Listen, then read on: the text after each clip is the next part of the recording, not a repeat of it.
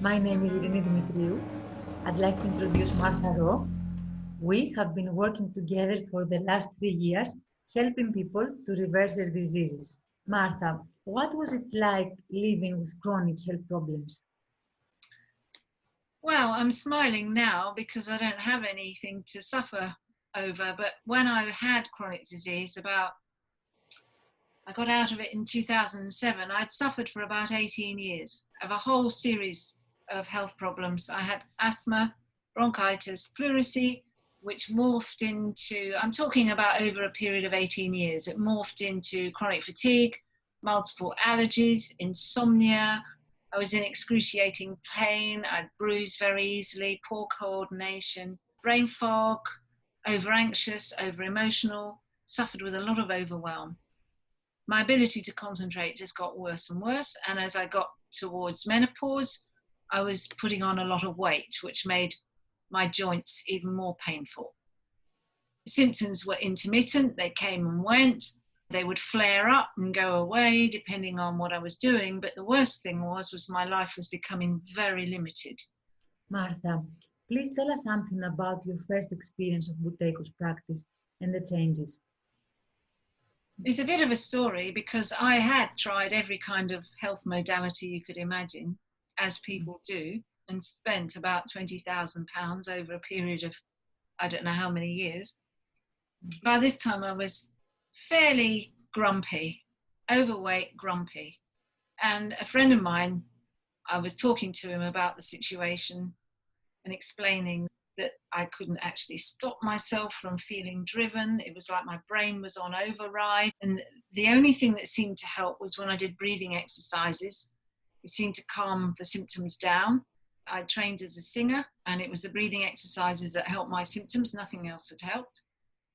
And he says, oh yeah, he says, I know who you need to go and see. Well, by this time I was pretty cynical. I thought he had an awful audacity to assume that anybody could help me. But anyway, I listened to him. Luckily, it was someone I really trusted. And I got in touch with Christopher Drake. And he was very firm on acknowledging that chronic fatigue existed. He was very familiar with it, was very convincing. And I said, well, when do I start? And he said, now. So we got going. And by the end of the practice, my brain fog had lifted a bit. After 3 days, I slept through the night for the first time in 14 years. I mean, I was going, Amazing. Actually, something's happening here. And I can tell you, it was not pleasant to do, but the results were phenomenal. It's the first time I felt I had a tool where I could affect my symptoms. And how long did it take for you to recover completely your health? It was a job. It is a process doing this because it's not just a series of exercises. You have to go through a whole chemical change. This is the beauty of this. You know, a lot of things I'd done that had helped me to manage symptoms were mental practices. This is a chemical change that you go through. And it's almost like metamorphosis. You experience the feedback from doing the practice, you give it to the practitioner, and they guide you into the next steps of the process.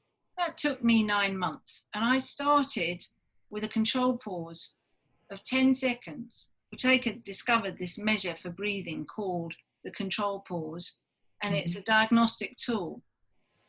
Now, anybody with chronic fatigue, severe chronic fatigue, is going to have a control pause of 15 seconds or less. That is routine. And mine was 10.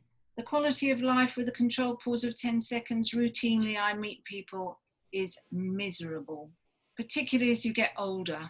Somehow when you're younger with a control pause of 10, you may have a reserve in carbon dioxide, which is what we are talking about here. We'll say more about that soon. You have a reserve when you're younger, but as you get older, that reserve runs out. You're living with a control pause of 10 seconds. The symptoms are just constant and it's miserable and life becomes very limited. It took me 9 months to get my control pause up to about 45 seconds.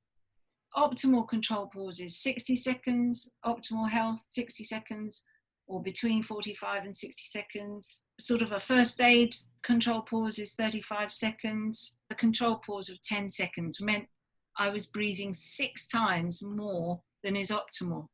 And I worked for 9 months to get my control pause up to around 45 to 50 seconds. And that's what enabled me to be well again, to have a high control pause. That is our measure. And I had supervision all that time. So it took me 9 months to recover. Relatively speaking, that's very quick. And what do you have to do to get these results? Generally, you have to practice as prescribed at least 3 to 4 times a day, and you need to do this daily. That's what you need to commit to get the results. How long does it take to do a practice? When you first start, when you do a beginner workshop, it takes about 20 minutes to half an hour. So it's a bit slow. It's very repetitive. And as you do it more and more, it gets easier and easier, and you start to integrate it into your day. So it can take as little as 10 minutes when you're in a hurry. But generally, it's 20 minutes practice, 4 times a day, an hour and 20 minutes out of your day. And I can tell you, you will actually gain more time because you'll sleep less, you'll eat less, you won't have to cook so much. All sorts of benefits will mean that you'll get more time. So that time that you put into practice will be gained by losing other jobs and getting less sleep. You need less sleep. What was this discovery that Buteyko made? It was a phenomenal discovery. He was observing people who were dying. He saw that they breathe more and more as they die, and they show signs of oxygen deficiency. And then he looked into the work of a scientist called Buteyko. And also that work was repeated by Christian Bohr, the father of Niels Bohr, famous Nobel Prize winner. There's a relationship between the breathing and how oxygen is delivered to the cells. It's called the oxyhemoglobin dissociation curve. You can look it up. It's about how you need a certain level of carbon dioxide to release oxygen off the hemoglobin. It's a very important physiological law, and Buteyko method is based on this law. His main discovery was that all the symptoms in the category of chronic disease are caused by carbon dioxide deficiency. Now, it's very easy for that to just go over your head. One of the things that people are not aware of is that we manufacture carbon dioxide. We're breathing it out, and the general understanding is that people are supposed to lose carbon dioxide because it's a waste gas, and we breathe more and more thinking we're getting rid of something that is poisonous. That's the common knowledge. But what he understood when he looked into things around this subject, that in the late 1800s, 1900s, there was some research to find the optimal norms for optimal homeostasis, meaning optimal health. Homeostasis is a word used for the chemical balance, metabolic balance. To be in a state of optimal homeostasis is optimal health. So the first optimal norm you know about is blood pressure, 120/80. Second one, pulse, which is 50 to 60 beats per minute. Third one commonly used is temperature, 98.4 Fahrenheit, 37 degrees Celsius. What isn't talked about is optimal norm for breathing, which is 3 to 4 litres per minute. It's in the medical textbooks, but we're not aware of it generally. The medical profession are not aware of it. They don't measure your breathing. So Buteyko became aware that when he reduced his breathing, his actual symptoms that he had, which were high blood pressure, he had aggressive high blood pressure, started to reverse. The blood pressure came down. And he observed this in other people. When they had symptoms, when they reduced their breathing, their symptoms would get less. He related this to carbon dioxide, the work of L.J. Henderson. In the 1920s, this American physiologist put people into tents with carbon dioxide and increased the carbon dioxide incrementally over a long period of time. And he logged the most amazing results of reversal of war injuries, discharge of infections as bad as TB, and mental illness was reduced. And on the back of that work, he was convinced that carbon dioxide was key to helping people to reverse chronic disorders. So the combination of how you measure your breathing and conserving your carbon dioxide is the key to reversing your chronic disease. How can we become deficient in carbon dioxide? That's a huge question. I'll try and keep it very simple. The natural breathing pattern is literally tiny as that of a baby. And as the respiratory center becomes more sensitive, then the breathing pattern becomes deeper and deeper. Now, you consider that there's not much carbon dioxide in the air. So when you breathe in, you're diluting the carbon dioxide in your lungs. And when you breathe out, the gases have been stirred up because you're now breathing deeply inside the lung chamber, and the carbon dioxide is now passing out into the atmosphere. So you're constantly diluting and losing carbon dioxide in the lungs if you breathe deeply. And that means your body, the cells, have to deliver carbon dioxide to the lungs because the level of 6.5% to 7% carbon dioxide in the lungs has to be maintained. So you're having to maintain that level in the lungs, and you're constantly losing the carbon dioxide. So what the body does next is it starts to produce symptoms, which are compensation and defense mechanisms against carbon dioxide deficiency. The symptoms that we have depend on our genetic predisposition. Now, Buteyko considered asthmatics to be the strongest people genetically because they had a breathing problem. It was very clear. And that breathing problem that they're developing is causing them not to be able to breathe much. So that defense mechanism is directly helping you to breathe less. Now, as all mathematics know, having an asthma attack is a horrible experience.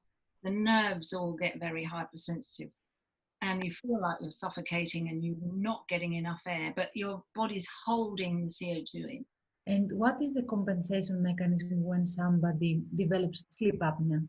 Well, generally speaking, we breathe more at night. And sleep apnea only occurs after an episode of deep breathing. If you watch somebody breathing in the night, you'll find that they have these episodes where they go into deep breathing. Snoring, for instance, is deep breathing. Start snoring, you know they're deep breathing. Or maybe they're not snoring and they're deep breathing. Doesn't matter. And then what happens to compensate for the loss of carbon dioxide? The body stops breathing for a period of time. Then you can go into an episode of deep breathing, and then you stop breathing. That's sleep apnea. The noise that occurs when you're snoring is because the airways have become flaccid due to the deficiency of carbon dioxide. And the way the airways get blocked is because the soft palate sort of collapses over the airways, because again, the soft palate has become floppy because of carbon dioxide deficiency. And that's one of the things that happens, is your tissues become more floppy. How do you treat asthma or sleep apnea? Well, what we find is when people do Buteyko's beginner workshop, which we offer online, is that they grow their maximum pauses, which first of all offers them a way to deliver CO2 to treat their symptoms, the spasm, and to treat the floppy airways. And gradually, as the carbon dioxide level goes up in the body, as the control pause goes up and the breathing pattern reduces, then these episodes of asthma and sleep apnea don't happen anymore, because you've reversed the cause, which is deficiency of carbon dioxide due to deep breathing. And why is carbon dioxide so important? Well, carbon dioxide acts as a dilator. And when you lose carbon dioxide constantly, your tissues, you wouldn't know it, gradually become weaker and more floppy, and they lose their tone. And certain smooth muscle tissues will constrict. This doesn't happen to everybody. You have to have the genetic predisposition to have these symptoms. So in the case of asthma, the bronchus will go into spasm. And then when you increase the carbon dioxide level, the bronchus will open. In the case of sleep apnea, the tonus of your tissue will become greater and they won't be so floppy, and your carbon dioxide level will be at a level where you're not deep breathing so much at night to cause that episode of sleep apnea to happen. So Martha, can we show people how we actually measure the control pose? It's a simple maneuver, but it is actually quite difficult too, because people like to get it accurate and so on. So you record the score you got to, roughly you get an idea of where you're at. And if your control pause is less than 15, then you're in that region of severe chronic disease. You may not have lots of symptoms, some people don't, but it's not good news to have a control pause of less than 15. If your control pause is less than 10, you're heading for some sort of trauma like heart attack, stroke, mental breakdown, that kind of thing, which is where I was at the beginning. And many people are, and they have no idea what's causing it. And that's what our job is we're here to help people get the results. If your control pause is 20, you're getting to the edge, got some mild symptoms and they come and go. If your control pause is 25, not too bad. 30, not too bad, but maybe not the best you could be. 35, you're doing pretty well. And once you get to 40, 50, you're really starting to understand what optimal health really is. Optimal health is just being able to find the energy to do things that you want to do as and when required, and to be able to rest and relax easily, not be overreactive to things that are happening in life, but to be able to work out strategies quite easily as how to manage situations. The quality of life is completely different with that kind of control pause. So all we can do is encourage people to explore this, investigate it, decide that they want to do it, and then work out a time that suits, because it is an investment of time. Do the work when you're ready. Bring your family. The families that work with us change their whole dynamic.